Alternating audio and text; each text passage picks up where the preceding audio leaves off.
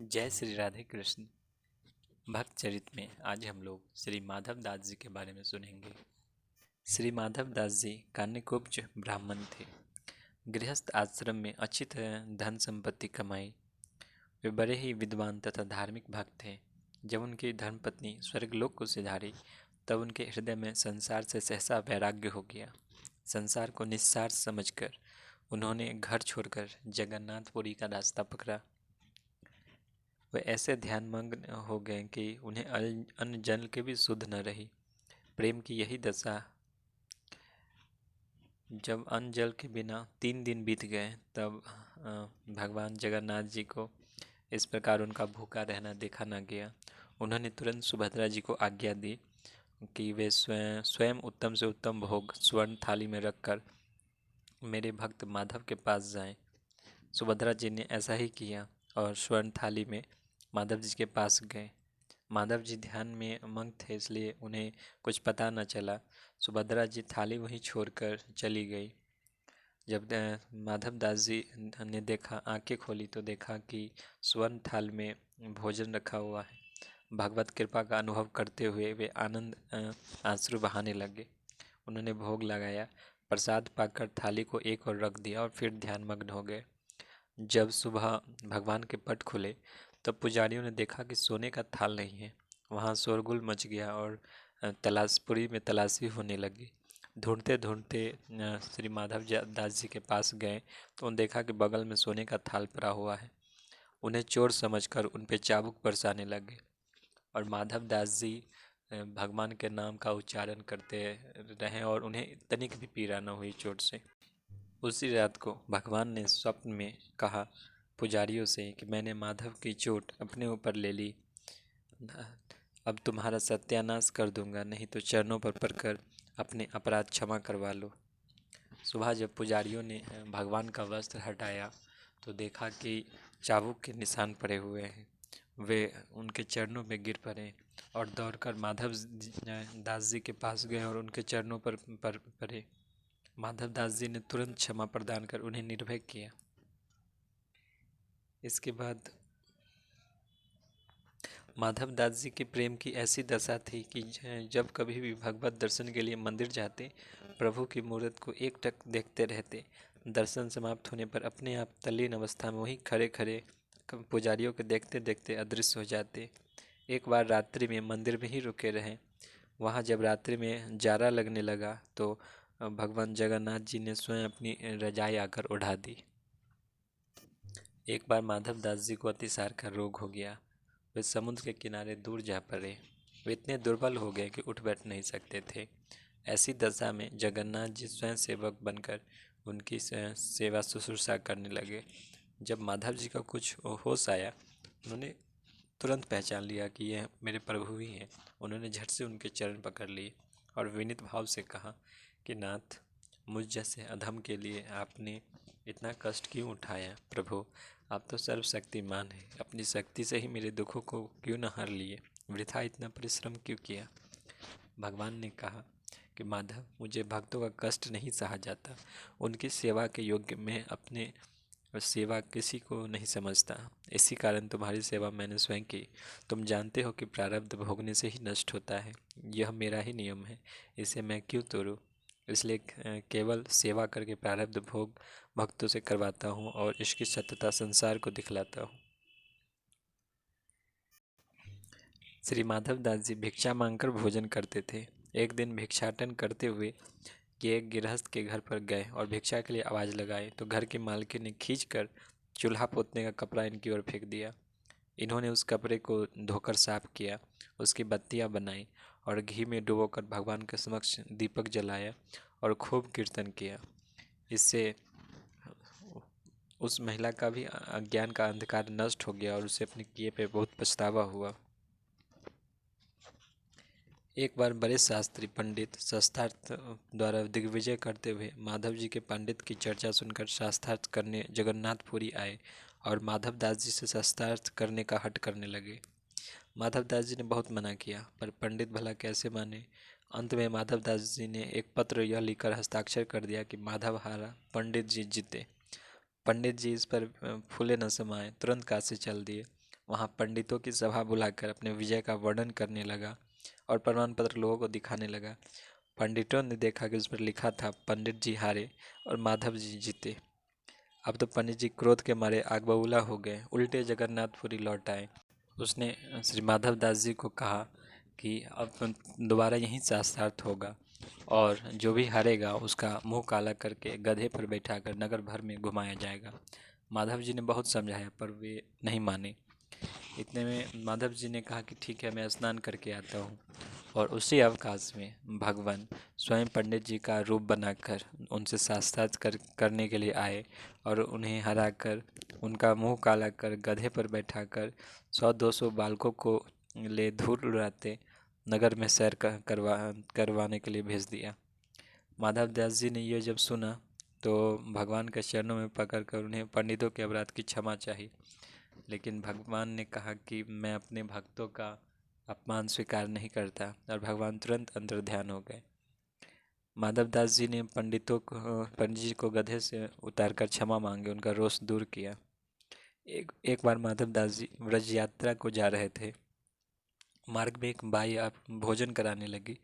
By ने बड़े प्रेम से उनको भोजन करवाया और इधर उनके श्याम सुंदर भी बगल में बैठकर भोजन करने लगे। बाई भगवान का सुकुमार रूप देखकर रोने लगी और माधव जी से पूछा, यह सांवला सलोना किसका बालक आप बहका लाए हैं? इसकी माँ इसके बिना कैसे जीवित रहेगी? माधव दास जी ने गर्दन फिराकर देखा तो श्याम सुंदर जी भोजन कर रहे थे।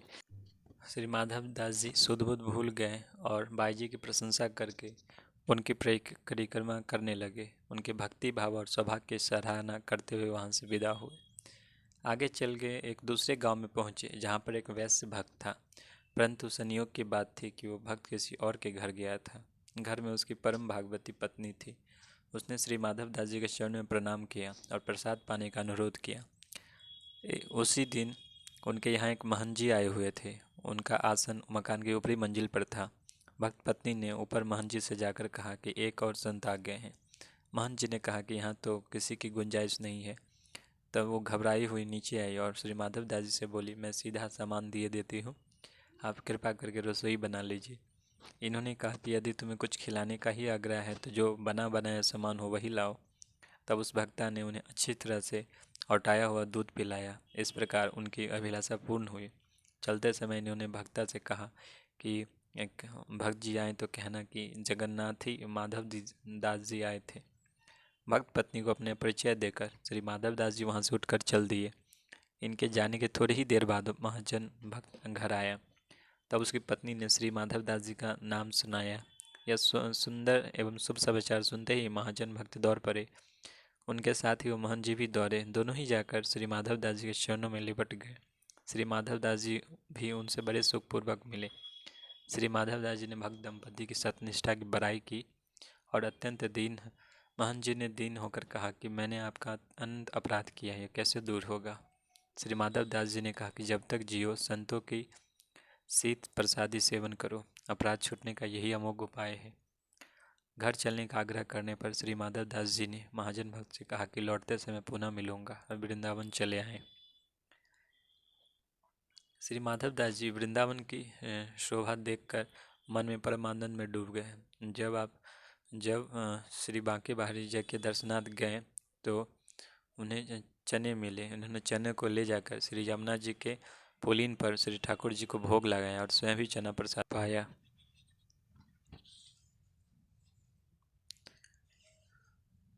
जब स्वामी श्री हरिदास जी ने श्री बांके बिहारी जी के भोग आरोगने की भावना करने लगे तो ध्यान में देखा कि श्री ठाकुर जी भोग नहीं आरोग रहे। तब श्री स्वामी जी ने पूछा, जय जय, आप भोग क्यों नहीं आरोग रहे? तब बिहारी जी ने कहा कि आज मुझे पानी की रुचि नहीं है। श्री माधव दास जी ने चने खिला दिए। स्वामी जी ने पूछा, वे कहाँ हैं? तब श्री बिहारी जी ने बताया कि वे इस समय श्री यमुना के पुलिन किनारे हैं। तब श्री स्वामी जी की आज्ञा से शिष्य सेवकगण श्री माधव दास जी को खोज लाए। पूछने पर श्री माधव दास जी ने कहा कि आपके ठाकुर गवाड़िया होंगे तो पचा लेंगे, यदि महली ठाकुर होंगे तो नहीं पचा पाएंगे। श्री माधव दास जी व्रज के तीर्थों का दर्शन करने गए। भांडेरवट नामक तीर्थ में पहुँचे। वहाँ खेमदास नाम के एक वैरागी रहते थे। वे रात्रि में श्री माधव दास जी से छिपाकर खीर खाने लगे तो उन्होंने उन्हें शिक्षा देने के लिए चमत्कार पूर्वक खीर में कीड़े दिखाए और फिर उपदेश भी दिया। भगवान की लीला कथा सुनने के लिए हरियाणा के एक गांव में जाकर कुछ दिन रहे। वहां एक संत के आश्रम में गोबर पत्नी की सेवा करते थे। पुनः ये श्री जगन्नाथपुरी लौटा चले। मार्ग में इनकी जन्मभूमि का गांव पड़ा। लोगों के मुख से अपनी माता एवं पुत्र का कुशल समाचार सुनकर घर आए और फिर माता की उपदेश परक वाणी। माता ने कहा था कि मेरा मथुआ भगवान को छोड़कर घर नहीं आ सकता। सुनकर वहां से तत्काल भूखे ही चल दिए और मार्ग में भगवान ने एक महाजन भक्त को स्वप्न देकर श्री माधव दास जी से मिलाया प्रसाद पवाने के लिए।